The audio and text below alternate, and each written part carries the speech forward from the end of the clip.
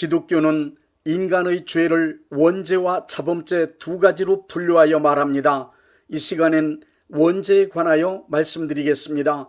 원죄란 내가 직접 지은 죄가 아니고 아담으로부터 물려받은 죄입니다. 아담이 하나님의 말씀을 불순종하고 선악과를 따먹은 죄는 아담 한 사람에게만 머무르지 않고 아담의 후손으로 태어나는 이 지구상의 모든 인류에게 유전되었습니다. 모든 인간은 아담의 후손으로 아담의 원죄를 물려받고 태어났기 때문에 아담과 동일한 죄인의 신분이 될 수밖에 없는 것입니다. 이 사실을 로마서 5장 19절에 한 사람이 순종치 아니함으로 많은 사람이 죄인이 되었다고 말씀하고 있습니다. 이렇게 원죄가 인류에게 유전되는 현상을 시편 51편 5절에서는 내가 죄악 중에서 출생하였으며 어머니가 죄 중에서 나를 잉태하였나이다 라고 표현하고 있습니다. 인간은 선하고 의롭고 진실하고 거룩하게 살아도 죄인이 될 수밖에 없는 이유는 하나님의 공의로운 법 앞에 죄인으로 정죄된 신분으로 태어났기 때문입니다. 먼저 원죄를 물려받아 죄인으로 정죄된 모든 인류가 받게 된 벌에 관하여 말씀드리겠습니다. 하나님의 공의로우신 법은 죄를 짓게 되면 반드시 벌을 받게 되어 있습니다. 죄를 지은 것 때문에 받는 벌을 교리적인 용어로 죄책이라고 합니다. 죄책이란 허물죄, 꾸짖을 책으로 저지른 잘못에 대하여 꾸짖는 것을 말합니다. 꾸짖음이란 책임을 묻는다 혹은 벌을 받는다는 뜻을 포함하고 있습니다. 죄를 짓고 나서 두려워하며 불안에 떠는 이유는 지은 죄 때문에 받게 될 벌, 꾸짖음, 매맞음, 즉 죄 지은 대가를 치러야 한다는 죄책감이 양심에서 일어나기 때문입니다. 아담은 선악과를 범한 후 양심에서 일어난 죄책감 때문에 하나님의 낯을 피하여 숨었습니다. 하나님은 아담의 양심에 일어났던 죄책감 그대로 꾸짖으셨습니다. 죄 지은 아담에게 실제로 벌을 내리셨습니다. 이 벌은 아담만 받고 끝난 것이 아닙니다. 아담의 후손으로 태어나는 모든 인간은 아담과 동일한 죄인이기 때문에 같은 벌을 받게 되었습니다. 아담과 그의 후손인 모든 인간에게 내린 벌 세 가지를 설명드리겠습니다. 첫째, 인간은 하나님께서 물려주신 영원한 생명을 잃어버렸습니다.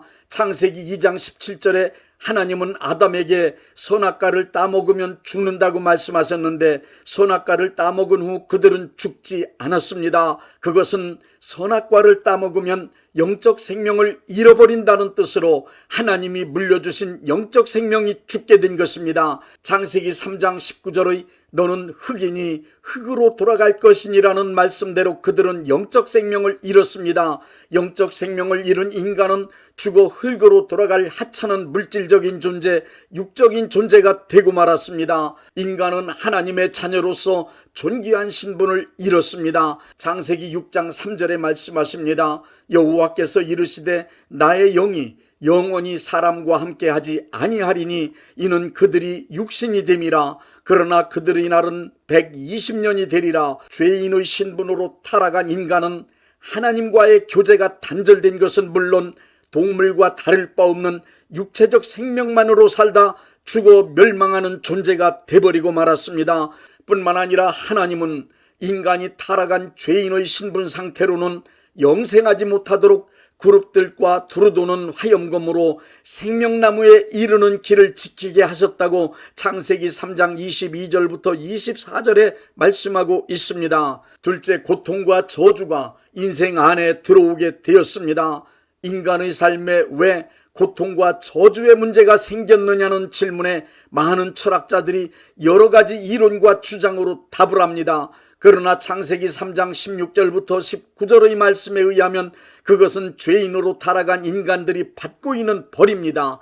여자들이 겪는 해산의 수고, 남자들의 의식주 문제를 해결하기 위한 끊임없는 노동, 갖가지 고생과 고통, 저주의 문제 등 인생에서 만나는 모든 힘겨운 일들은 죄인으로 타락한 인간들이 벌을 받고 있는 모습들입니다. 셋째, 인간성이 부패하게 되었습니다. 부패한 인간성 또한 원죄에 지배된 인간이 받고 있는 저주와 벌입니다. 부패란 썩을 부, 그리고 무너졌다는 뜻을 지닌 폐할 패로 썩어서 무너졌다는 뜻입니다. 하나님의 형상인 좋은 성품이 무너지고 마귀의 악하고 못된 성품이 인간의 본성에 자리 잡게 되었다는 뜻입니다. 마귀의 악하고 못된 성품이 인간의 본성에 자리 잡게 되니 그것은 곧 마귀가 원하고 이끄는 대로 살아가도록 만드는 죄의 권세이며 죄의 세력이고 죄의 능력입니다. 그렇기 때문에 원죄에 지배된 모든 인간은 마귀의 뜻을 따라 마귀의 악한 성품을 실행하여 하나님을 대적하며 자범죄를 짓게 되는 것입니다. 이러한 사실을 예수님은 나무를 예로 누가복음 6장 43절부터 45절에 말씀하셨습니다. 못된 열매 맺는 좋은 나무가 없고 또 좋은 열매 맺는 못된 나무가 없느니라. 나무는 각각 그 열매로 하나니 가시나무에서 무화과를 또는 찔레에서 포도를 따지 못하느니라. 선한 사람은 마음에 쌓은 선에서 선을 내고 악한 자는 그 쌓은 악에서 악을 내나니 이는 마음에 가득한 것을 입으로 말함이니라.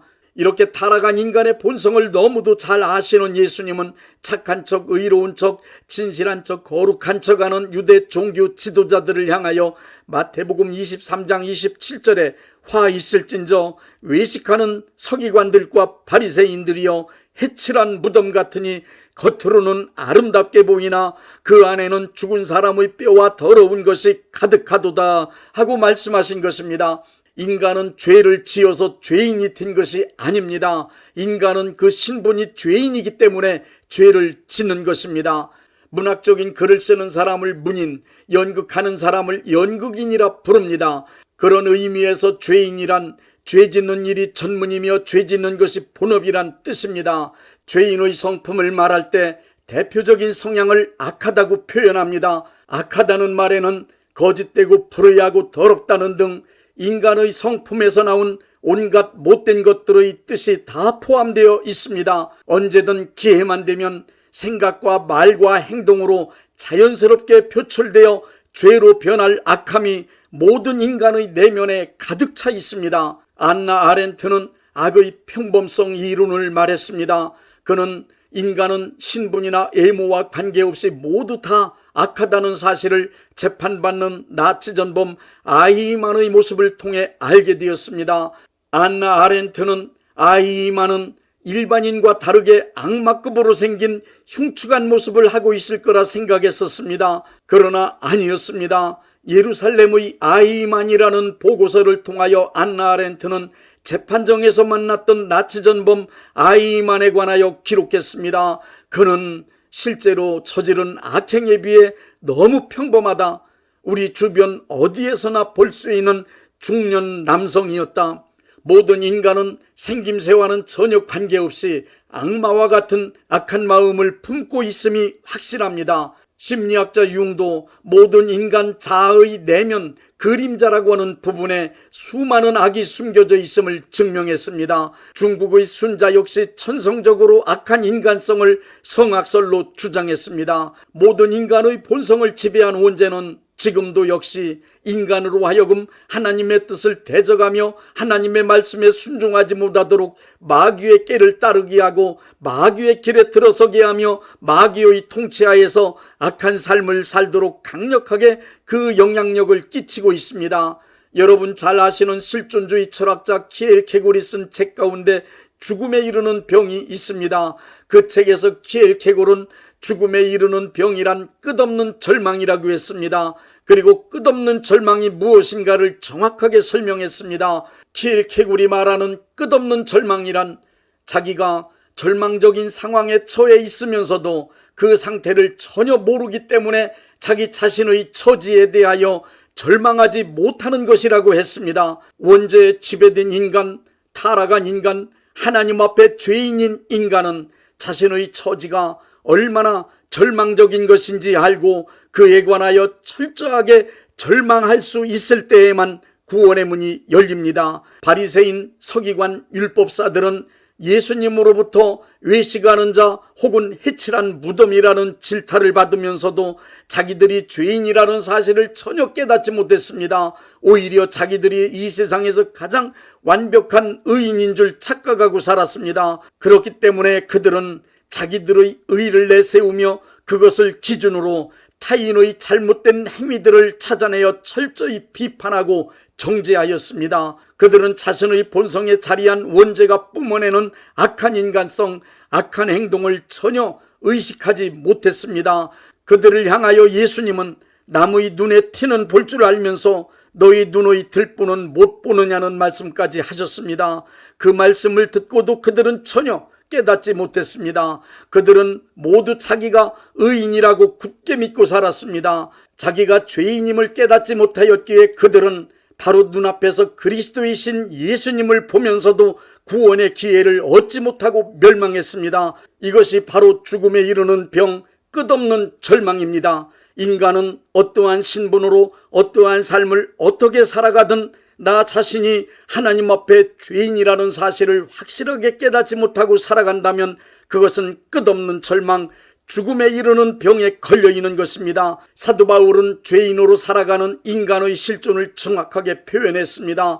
오호라, 나는 곤고한 사람이다. 이 사망의 몸에서 누가 나를 건져내랴. 이렇게 인간은 누구나 자기 자신이 죄인이라는 사실을 깊이 깨닫고 살기 위해 절규해야만 합니다. 예수님은 이 땅에 사는 모든 이들에게 죄인이라는 사실을 알려주시고 회개시켜 구원받게 하려고 오셨습니다. 자기가 죄인이라는 사실을 깨닫고 이에 대하여 철저히 절망한 사람, 예수님이 절대적으로 필요하다는 것을 아는 사람에게만 구원의 문은 열립니다. 성령님은 그런 사람에게만 예수님을 하나님의 아들과 그리스도로 만날 수 있도록 역사하십니다.